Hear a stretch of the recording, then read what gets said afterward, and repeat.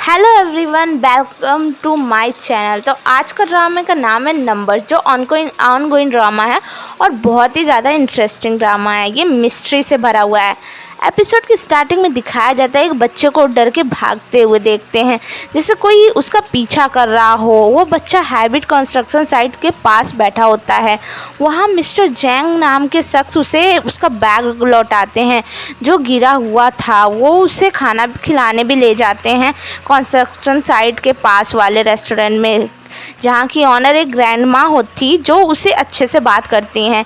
इस बच्चे का नाम जैंग हू होता है। मिस्टर जैंग पुलिस स्टेशन ले जाते हैं, जहाँ उनका दोस्त जो ऑफिसर होता है वो बताता है किसी ने चाइल्ड मिसिंग रिपोर्ट नहीं लिखाई है आजकल की डेट में, ना ही इस बच्चे के बारे में कुछ पता चला।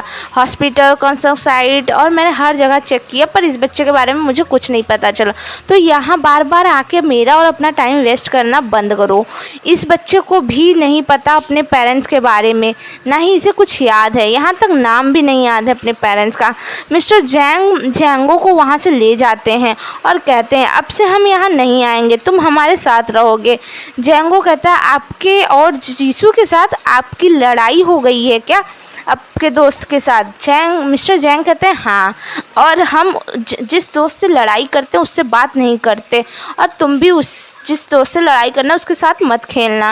नेक्स्ट सीन दिखाई जाती है 10 साल बीत जाते हैं। जैंगो हाई स्कूल में है। उसके दो दोस्तों को कुछ बुलीज कर रहे होते हैं कुछ लड़के। जैंगो आके उनकी खूब पिटाई करता है। मिस्टर जैंग पुलिस स्टेशन जाके इन तीनों को छुड़ा के ले आते हैं। जैंगो को डांट लगाते हैं लड़ाई करने के लिए। योजिन कहती है इसमें जैंगो की गलती नहीं है। तभी स्टेशन से वो पुलिस निकलते हैं और जैंगो को ऑर्फन बोल के चिढ़ाने लगते हैं। मिस्टर जैंग तो इन तीनों लड़कों को दौड़ा लेते हैं उनको मारने खातिर। अब ये तीनों उनको रोकने जाते हैं। योजिन कहती है नेक्स्ट टाइम से अगर ऐसा पंगा दोबारा हुआ तो मैं अपने ग्रैंड माँ को बुलाऊंगी। मिस्टर जैंग बड़े खतरनाक है। बाइक कहता है जब भी कोई जैंगो को ऑर्फन बोलता है वो ऐसे ही भड़क जाते हैं। नेक्स्ट सीन दिखाई जाती है ग्रैंडमा जैंगो से योजिन के बारे में पूछती है। जैंगो बताता है, कहता है मुझे नहीं पता, मैंने काफ़ी दिन से देखा नहीं योजिन को। ग्रैंडमा कहती है शायद वो कमरे में रह के पुलिस एग्ज़ाम की प्रिपरेशन कर रही है बहुत ज़ोरों शोरों से। तभी टीवी पे न्यूज़ आती है हैबिट कंस्ट्रक्शन को डिस्ट्रॉय कर देने का फैसला हुआ है। टैल का अकाउंटिंग फर्म जो कि क्रेडिटर है हैबिट कंस्ट्रक्शन की, उन्होंने इसका रीज़न ये बताया है कि स्लो डोमेस्टिक डिमांड है इसकी। मैं आपको बता दूं हैबिट कंस्ट्रक्शन के ऑनर मिस्टर जैंग ही है। अब ये न्यूज़ सुन के ग्रैंडमा कहती है मेरा रेस्टोरेंट का क्या होगा। जैंग कंस्ट्रक्शन साइट की तरफ भागता है जहां वर्कर प्रोटेस्ट कर रहे होते हैं, डिमांड कर रहे होते हैं कि एक इन्वेस्टिगेशन की जानी चाहिए। बैंकरप्सी जो हैबिट का बैंकरप्सी वो सच में हुआ है कि नहीं। पर पुलिस वाले वर्कर्स को ही मारने लगते हैं और प्रोटेस्ट को रोकने की कोशिश करते हैं, जिस पे जैंगो पुलिस वालों से ही फाइट करने लगता है। तभी वहाँ पे टैल फर्म से एक अकाउंटेंट आता है सियोन जो रोकता है पुलिस वालों को। वो जैंगो को नोटिस दिखाता है हैबिट को तोड़ने का होता है। कहता है हैबिट कंस्ट्रक्शन ख़त्म हो गया है तो तुम मेस ना क्रिएट करो।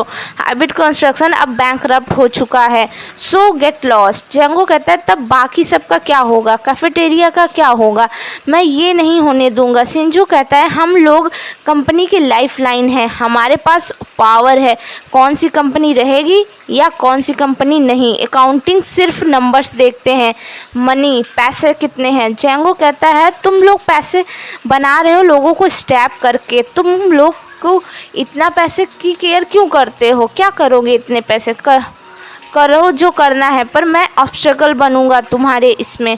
सिंजू कहता है इतनी बड़ी बड़ी बातें करने से कुछ नहीं होगा, तुम्हारे गुस्से में कोई भी पावर नहीं है। देखो ये पीस पेपर जो अकाउंटिंग फर्म के द्वारा लिखी गई है क्या करती है, और तो कैफेटेरिया को तोड़वा देता है। जेंगो बेचारा देखता ही रह जाता है। नेक्स्ट सीन दिखाई जाती है मिस्टर जेंग सुसाइड कर लेते हैं, जो जेंगो को बहुत बड़ा धक्का लगता है। वो पागलों की तरह बहुत रोता है। हाइब्रिड कंस्ट्रक्शन के अकाउंटिंग के डॉक्यूमेंट्स में एरर निकाल के दूसरे अकाउंटेंट फर्म को दिखाता है, पर कोई उसका सीरियस नहीं लेता, ना ही उसका काम बनता है, क्योंकि टाइल फर्म बहुत बड़ी है कंपनी है। जेंगो अपने दोस्तों से बताता है वो अकाउंटेंट बनेगा, वो एग्ज़ाम देगा अकाउंटेंट का, जिसमें उसके दोस्त उसका फुल सपोर्ट करते हैं। जेंगो मन लगाकर खूब पढ़ाई करता है और एग्ज़ाम पास भी कर लेता है अकाउंटिंग का। उसे टेल अकाउंटिंग फर्म में जॉब भी मिल जाती है। ओरिएंटेशन डे होता है न्यू एम्प्लॉयज़ का, जिसमें सिंगजू भी आता है। यहाँ डायरेक्टर ह्यूंग वो भी आया होता है। अब शुरू होता है वाइस प्रेसिडेंट हान जी क्यून। टेल अकाउंटेंट के जो वाइस प्रेसिडेंट होते हैं वो सारे न्यू एम्प्लॉयज़ को कांग्रेस करते हैं।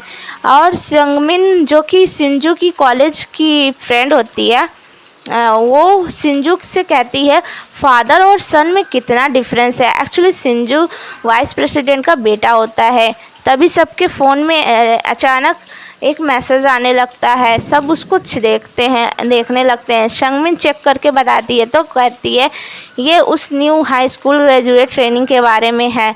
नेक्स्ट सीन दिखाई जाती है ऑफिस में जेंगो से कोई बात नहीं कर रहा होता है, ना ही उसे कोई प्रोजेक्ट दिया जा रहा होता है। काफ़ी दिन से यही चल रहा होता है। वो अपने प्रोजेक्ट मैनेजर से मांगता भी है प्रोजेक्ट, पर वो जेंगो को इग्नोर करते हैं। जेंगो अदर एम्प्लॉयज़ की उनकी प्रोजेक्ट में हेल्प करने को कहता है, पर एम्प्लॉयज़ भी मना कर देते हैं उसकी मदद लेने से। नेक्स्ट सीन दिखाई जाती है वाइस प्रेसिडेंट हिंगो से पूछते हैं सिर्फ हाई ग्रेजुएट बंदे को किसने हायर किया।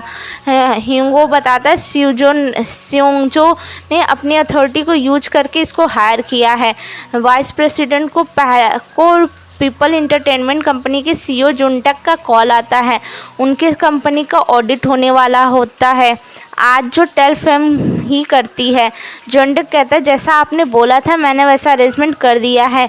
वाइस प्रेसिडेंट कहते हैं सब कुछ सही से होगा और फ़ोन कट कर देते हैं। वाइस प्रेसिडेंट ह्यूंगो से कहते हैं पीपल इंटरटेनमेंट में ऑडिट कौन कर रहा है। ह्यूंगो बताता है सीनियर मैनेजर कॉन्ग यून, जो कि इंचार्ज हैं 2 साल से पीपल इंटरटेनमेंट का ऑडिट कर रहे हैं। अकाउंटेंट का उन्हें को 10 साल का एक्सपीरियंस है। ये सुन के वाइस प्रेसिडेंट को सुकून आ जाता है। नेक्स्ट दिखाई जाती है जेंगो खाली बैठा होता है। वहीं एक लड़की आती है, वो उसे प्रोजेक्ट मैनेजर समझता है।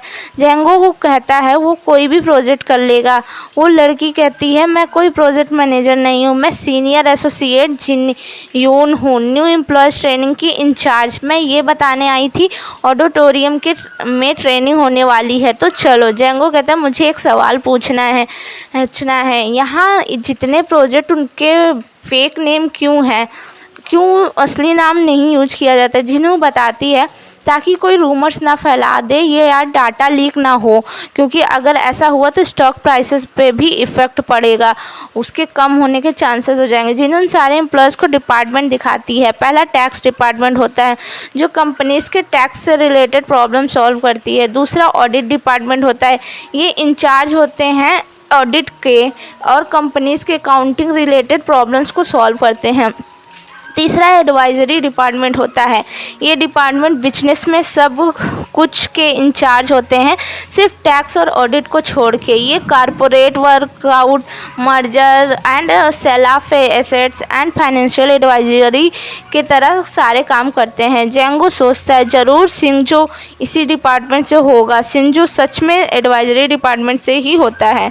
नेक्स्ट सीन दिखाई जाती है सांगा ग्रुप के चेयरमैन सीईओ जंटुक पे गुस्सा कर रहे होते हैं, उनके बेटे को रोका क्यों नहीं। सांगा ग्रुप के चेयरमैन